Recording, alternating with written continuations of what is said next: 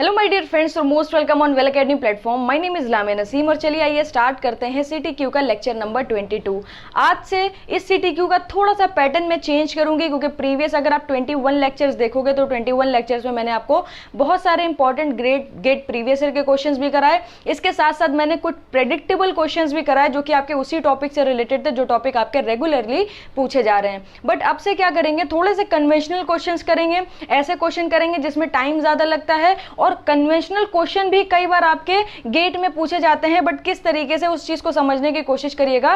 Conventional question में आपको बहुत सारी डिटेल पहले फाइंड करनी पड़ती है, उसके बाद आप फाइनल आंसर तक पहुंच जाते हो। अब करते क्या है, कन्वेंशनल क्वेश्चन को अगर गेट क्वेश्चन में कन्वर्ट करना है तो जो अननेसेसरी डिटेल आपको फाइंड करनी पड़ रही थी आपके फाइनल आंसर तक पहुंचने के लिए, वो डिटेल आपको अगर क्वेश्चन में दे दी जाएगी तो वही क्वेश्चन आपका शॉर्ट हो जाता है, गेट लेवल का हो जाता है। तो कन्वेंशनल क्वेश्चन से आपको बहुत अच्छा कॉन्सेप्ट क्लैरिफिकेशन मिलेगा, आपके क्वेश्चंस की प्रैक्टिस बहुत अच्छी होगी और आपको यह भी पता चलेगा कि किस तरीके से बड़े क्वेश्चन को अप्रोच किया जाता है। ओके, तो फर्स्ट क्वेश्चन देखते हैं। आज के इस वीडियो का फर्स्ट क्वेश्चन देखिएगा, बोल रहा है derive the formula k is equal to 2 times of m plus 1 upon 3 times of m minus 2 into G, where k g and 1 by m represent the bulk modulus, modulus of rigidity and Poisson ratio respectively. Okay, आपसे क्या बोल रहा है, ये expression proof करो। k is equal to 2 times of m plus 1 upon into G, okay 3 times of m minus 2 into जी। अब देखिए यहाँ पर क्या है, ये कन्वेंशनल क्वेश्चन है तो आपसे बोल दिया है कि इसको प्रूफ करो। अगर यही क्वेश्चन गेट में आना होगा तो यही ऑप्शन में मिल जाएगा। आपको 4 ऑप्शन दे देंगे, किसी में m plus 1 upon m minus 2 कर देंगे, किसी में m minus 2 upon m plus 1 कर देंगे, या कुछ और चेंजेस कर देंगे, 2/3 की जगह 3/2 कर देंगे। इस तरीके से आपके 4 ऑप्शन रखे होंगे और आपसे बोला जाएगा कि कौन सा जो रिलेशन है k g और m में, ये कौन सा रिलेशन आपका करेक्ट है। ओके, तो सेम प्रोसीजर है करने का। आपको अगर ये फाइनल एक्सप्रेशन प्रूफ करना है तब भी आपको इस तक पहुंचना पड़ेगा और अगर इसको ऑप्शन में रख दिया जाए तब भी आपको इस तक पहुंचना पड़ेगा। तो यहां पर के आपसे क्या बोल रहा है, कि आपसे बोल रहा है कि यहां पर बल्क मॉडुलस है। ओके, के हमारा बल्क मॉडुलस है, जी हमारा क्या है, मॉडुलस ऑफ रिजिडिटी है। Okay, modulus of rigidity. इसके साथ साथ 1 अपॉन m क्या बोल रहा है, ये बोल रहा है पॉइजन रेशियो है। ओके, वैसे तो हम लोग म्यू या न्यू से पॉइजन रेशियो को हम लोग डिफाइन करते थे, बट यहां पर नोटेशन क्या दे दिया है, 1/m दे दिया है। हम लोगों ने g, e और k के टर्म में 2 रिलेशंस पढ़े थे। पहला रिलेशन आपका क्या था, पहला रिलेशन था e is equal to 2g 1 plus nu. अब न्यू की जगह क्या दिया है, 1 अपॉन m दिया है, तो ये हो जाएगा e is equal to 2g 1 plus 1 upon m। This is your first equation. अगर मैं सेकंड इक्वेशन की बात करूं तो वो e और k और न्यू के टर्म में थी, क्या थी, e is equal to 3k 1 minus 2 nu. Okay, अब न्यू यहाँ पर कितना दिया है, 1 अपॉन m दिया है, तो e is equal to 3k 1 minus 2/m। Okay, तो ये आपकी आ गई दूसरी इक्वेशन। तो यहाँ पर ये जो 2 इक्वेशन आपको दिख रही हैं, ये k के टर्म में है, पॉइजन रेशियो के टर्म में है, मॉडुलस ऑफ रिजिडिटी के टर्म में है और यंग मॉडुलस ऑफ इलास्टिसिटी के टर्म में है। अगर हम लोग अपना फाइनल एक्सप्रेशन देखें तो फाइनल एक्सप्रेशन में कहीं पर भी आपका मॉडुलस ऑफ इलास्टिसिटी नहीं दिया हुआ है। यानी क्या है, हम लोग इक्वेशन नंबर 1 और इक्वेशन नंबर 2 को आपस में कंपेयर करा दें क्योंकि दोनों आपकी यंग मॉडुलस की इक्वेशन है, तो यहाँ से e आपका एलिमिनेट हो जाएगा और फाइनली आपको क्या मिल जाएगा, 2g 1 plus 1 upon m is equal to 3k 1 minus 2 upon m। Okay, इसके बाद जरा आप इसको सॉल्व करिए, ये हो जाएगा 2g plus 2g upon m is equal to 3k minus 6k upon m। Okay, इसके बाद इसको इधर भेज दीजिए। आपको देखिए, आपको k को सेपरेट करना है, ठीक है। अगर आपको k को सेपरेट करना है तो यहां से g कॉमन ले लीजिए और 2 कॉमन ले लीजिए, तो ये हो जाएगा m plus 1 upon m। Okay, यहां से 2g कॉमन ले लेंगे। एक्चुअली में हमें मल्टीप्लिकेशन कराना ही नहीं चाहिए था क्योंकि हमें k के टर्म में इक्वेशन चाहिए, तो k तो यहाँ पर ऑलरेडी हमारा बाहर ही रखा है, तो मल्टीप्लिकेशन मत कराइए। आप क्या कर लीजिए, m प्लस 1 अपॉन m, खाली एलसीएम ले लीजिए। यहाँ पर भी क्या करिए, 3k, यहाँ पर भी एलसीएम ले लीजिए, m minus 2 upon m। Okay, अब देखेंगे यहाँ से m से m कैंसिल आउट हो जाएगा। k की वैल्यू चाहिए, 2 इधर एज इट इज रखिए, 3 नीचे भेज दीजिए, ये 3 आ गया, ठीक है। फिर यहाँ पर क्या रखा है, m प्लस 1 अब ये नीचे चला जाएगा अपॉन m-2 और यहाँ पर कितना बच गया, यहाँ पर g बच गया। आप देख लिया, आपको वही फाइनल एक्सप्रेशन मिल गया। तो ये क्वेश्चन आपका गेट में आ सकता है, बहुत ही इजी क्वेश्चन था, 3 से 4 स्टेप में हो गया विदाउट एनी कैलकुलेटर। ओके, तो यहाँ पर इस तरीके के क्वेश्चंस आपसे पूछे जा सकते हैं। तो ये कुछ इंपॉर्टेंट एक्सप्रेशंस हैं जो आपको याद होने चाहिए। ओके, अब ये एक्सप्रेशंस कहाँ से आए, अगर आप मेरा प्रीमियम कोर्स देखोगे स्ट्रेंथ ऑफ मटेरियल का, तो वहां पर ये सारी चीजें हम लोग डिटेल में डिस्कस करते हैं। यहाँ पर CTQ सीरीज चल रही है तो मैं बहुत डिटेल में तो नहीं जा सकती, मगर आप इसको डायरेक्टली भी याद कर सकते हैं, क्योंकि ये जहां से आए हैं उस एक्सप्रेशन को सीखने के बाद, उस पर्टिकुलर डेरिवेशन को सीखने के बाद भी आपको यही एक्सप्रेशन फाइनली याद रखने हैं, तो आप यहाँ से भी डायरेक्टली याद रख सकते हो। ओके, तो ये हमारा फर्स्ट क्वेश्चन कंप्लीट हो गया। एक और क्वेश्चन मैं आपको कराती हूँ, उसे देखिएगा। नेक्स्ट क्वेश्चन देखिएगा। नेक्स्ट क्वेश्चन है, बोल रहा है, एक डायग्राम आपको दिख रहा होगा, एक ट्रस दिया हुआ है। ओके, इस तरीके से उसमें एक कार लटकी हुई है, आप देख सकते हो। बोल रहा है the crane shown in figure support a car of mass 1800 Newton if member AB is a steel bar 15 mm in diameter, determine the force transmitted by the member AB and determine the axial stresses in the member AB। Okay, आपसे क्या बोल रहा है, इस तरीके से एक truss की तरह आपको दिया हुआ है जो कि आपकी क्रेन है, उसका जो डायग्राम है वो ड्रॉ कर लेते हैं। ऐसे आपको एक ट्रायंगल दिख रहा होगा।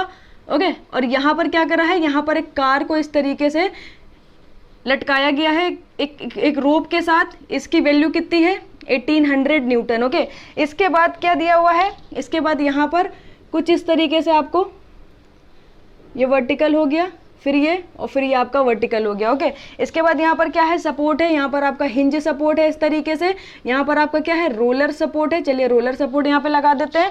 उसके बाद ABCDEFG। ओके, ये आपका A है, ये B है, C है, D है, ये रहा E, ये रहा F, ये रहा आपका G। अब यहाँ पर क्या बोल रहा है, इस क्रेन जो आपको ये यहाँ पर ये जो क्रेन है, ये जो 1800 न्यूटन की जो कार को होल्ड करे हुए है, इसकी वजह से होगा क्या, यहाँ पर जो मेंबर्स आपको दिख रहे हैं इसमें कुछ ना कुछ टेंशन आएगी और कुछ ना कुछ स्ट्रेसेस भी डेवलप होंगी। तो आपसे बोल रहा है ये जो AB मेंबर है, ओके, सिर्फ और सिर्फ AB मेंबर की बात कर रहा है कि ये जो AB मेंबर होगा इस पर कितनी टेंशन आएगी। सबसे पहले तो आप ये बताओ, उसके बाद बताओ कि इस टेंशन की वजह से इस पे स्ट्रेसेस कितनी डेवलप होंगी, ये बताना है। और यहाँ पर इसका जो डायामीटर है AB मेंबर का, ये भी आपको गिवन दे दिया है। कितना दे दिया है, ये आपको दे दिया है 15 mm। 15 mm आपको ये दे दिया है। इसके बाद आपको कुछ डायमेंशंस गिवन है। क्या डायमेंशन है, 8 मीटर। ओके, ये आपको गिवन है 8 मीटर। उसके बाद इसी क्वेश्चन में आपको AB, BC और CD की डायमेंशन नहीं दिख रही होगी, आप मेंशन कर लीजिएगा 4 मीटर, 4 मीटर और 4 मीटर। ओके, ये यहाँ पर मेंशन है, इतनी चीजें आपको गिवन है।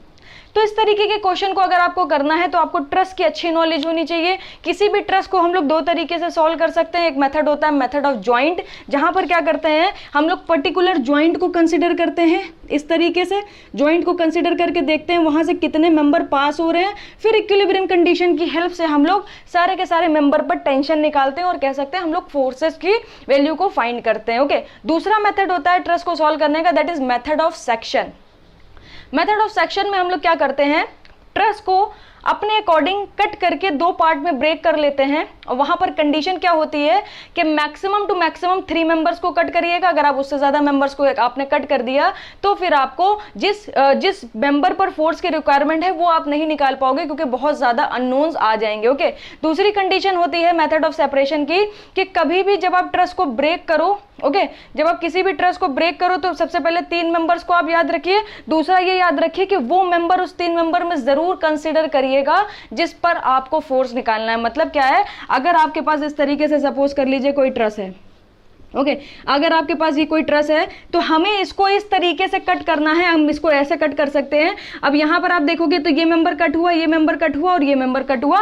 मैक्सिमम 3 मेंबर आप कट कर सकते हो। 3 मेंबर से ज्यादा कट करोगे तो अननोन बढ़ जाएंगे, फिर आप फाइनली नहीं निकाल पाओगे। इसके अलावा एक चीज ध्यान रखनी है, जब हम कट करें तो वो मेंबर जरूर कट हो जिस मेंबर पर हमें क्या निकालना है, फोर्स निकालना। ओके, तो यहां पर हम लोग क्या करेंगे, यहां पर हम लोग मेथड ऑफ सेक्शन का यूज करेंगे।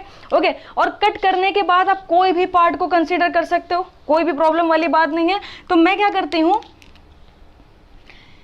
इसको मैं यहां से कट कर देती हूं। जब मैं इसको यहां से कट करूंगी तो देखिए 3 मेंबर कट हो रहे हैं, 1 2 3। ऐसे भी कट कर सकते हो जिसमें 2 मेंबर आपके कट हो, ओके, इस तरह से भी आप कट कर सकते हो, क्योंकि ट्रस में क्या होता है अल्टीमेटली आपको अपना माइंड लगाना पड़ता है कि किस तरीके से कट करना चाहिए कि सारे के सारे फोर्सेज हमारे फाइंड हो जाए, ओके। अब यहाँ पर अगर आप देखोगे तो मैंने वो मेंबर को भी कट करा जिस मेंबर पे मुझे वर्क करना है, तो मैं क्या करूंगी, ये वाले पार्ट को कंसिडर कर लेती हूँ, क्योंकि अगर ये वाले पार्ट को कंसिडर करा तो यहाँ पर अननेसेसरी की रिएक्शन फोर्सेज मुझे मिल जाएंगी जिसको भी मुझे फाइंड करना पड़ जाएगा। और अगर मैंने ट्रस का ये वाला पार्ट कंसिडर कर लिया तो कोई भी हमें रिएक्शन एक्सटर्नल फोर्सेस वगैरह नहीं दिख रहे हैं, सिर्फ 1800 न्यूटन का एक फोर्स लग रहा है जो कि हम जिसके साथ आसानी से डील कर सकते हैं, जो हमें नोन है। कोई भी ऐसी चीज नहीं है जो हमारे लिए अननोन होगी, ओके। तो अगर आप यहां पर ये ट्रस को कंसिडर करोगे तो आपको क्या मिल जाएगा, ये आपको मिल गया बी, ओके, ये आपको मिल गया सी, ये आपको मिल गया डी। यहां पर 1800 न्यूटन की कार थी जो कि इस तरीके से आपका फोर्स आ जाएगा। इसके बाद क्या होगा, इसके बाद ये आपका था, ओके, ये 4 मीटर था, ये 4 मीटर था।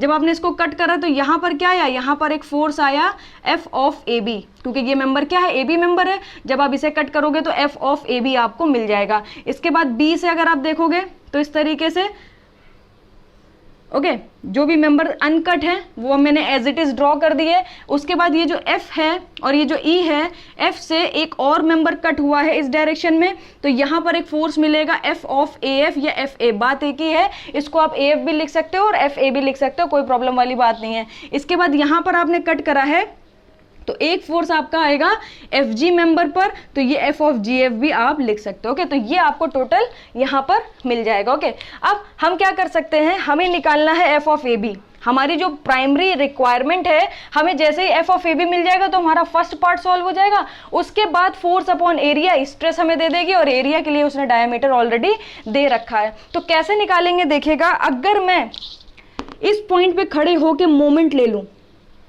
अगर मैं इस पॉइंट पे खड़े होकर मूवमेंट ले लूं तो ये दोनों फोर्सेस इसी पॉइंट से पास हो रहे हैं, तो इन दोनों फोर्सेस का मोमेंट जीरो हो जाएगा।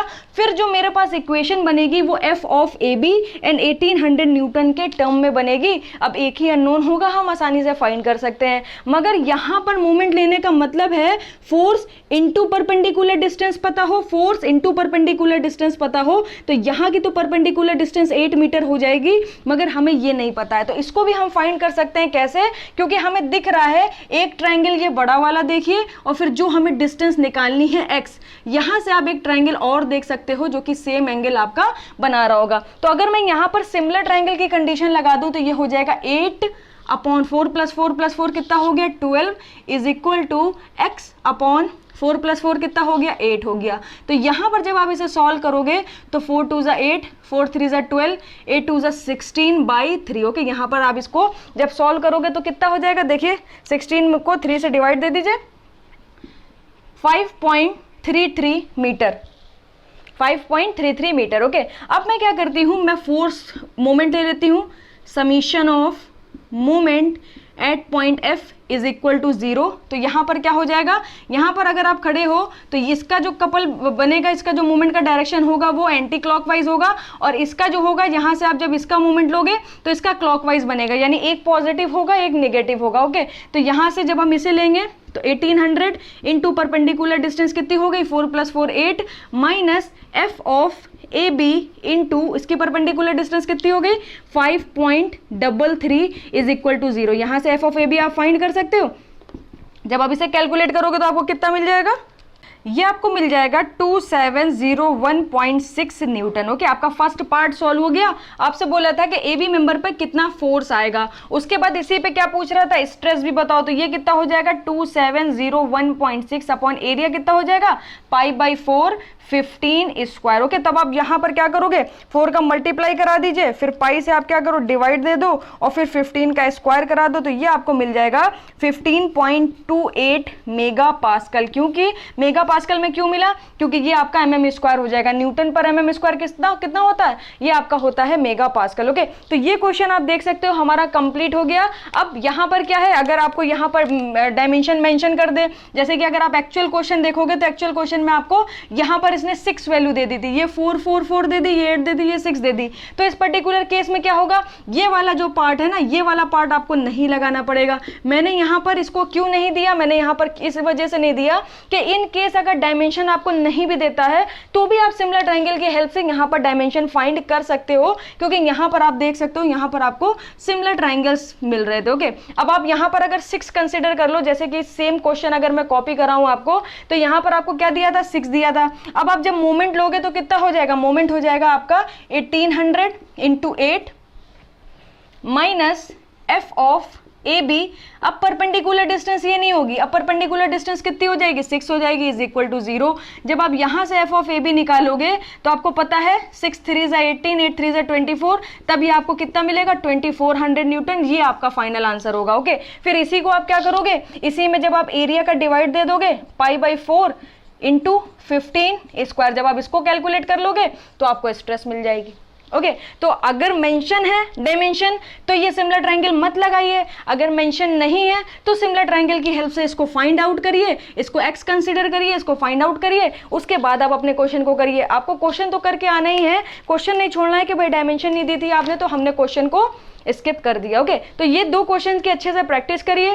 इस क्वेश्चन में कहीं पर कुछ भी थोड़ा सा भी 0.0001% भी थोड़ा सा भी डाउट हो तो कमेंट सेक्शन में लिखना बिल्कुल ही मत भूलिएगा, वहां पर मैं आपको उसका रिप्लाई दे दूंगी। Thank you so much. मैं मिलूंगी आपसे नेक्स्ट वीडियो में, और नेक्स्ट वीडियो में भी हम लोग कुछ कन्वेंशनल क्वेश्चंस को डिस्कस करेंगे।